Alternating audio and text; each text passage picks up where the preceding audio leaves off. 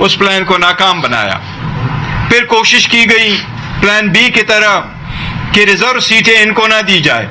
अल्हम्दुलिल्लाह reserve seat में भी हम कामयाब हो गए। अब एक और रिकाउंटिंग की आड़ में कोशिश की जा रही है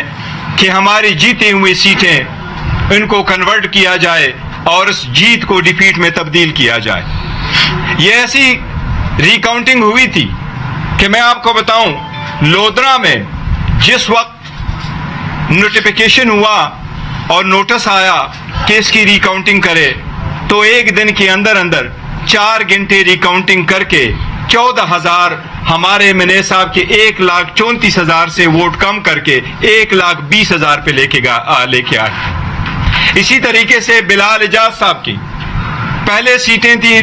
तो ये गुजरांवाला की पहली वाहिद सीट है जिसमें से 17,000 वोट को इनवैलिड डिक्लेयर करा के किसी और कैंडिडेट के लिए मौका बनाया गया। हमें इस बात उसमें जो हुआ वो पूरी कौम को पता है। जिस तरह से हमारे उम्मीदवारों पे हमारी पार्टी का निशान ले लें,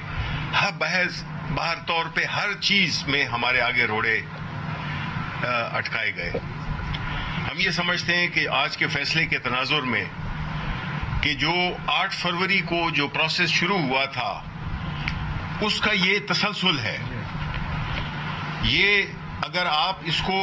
हर डेवलपमेंट को देखें तो उसका मकसद यही है कि किसी तरीके से भी पाकिस्तान तहरीक इंसाफ के कैंडिडेट्स जो फॉर्म 45 फॉर्म 47 के जाल से बच के निकल गए हैं उनको किस तरह से घेरा जाए और उनके गिर्द कौन सा जाल बिछाया जाए कि उनको वहां से जो अंदर हैं उनको वहां से बाहर निकाला जाए और वो लोग जो कि अवाम जिनको रिजेक्ट कर चुकी है, जिसको कि हम फॉर्म 47 वाला, और उसमें से अक्सरियत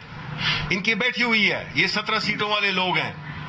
और इनकी जो एक आर्टिफिशियल मैन्युफैक्चर्ड मेजॉरिटी बनाई गई है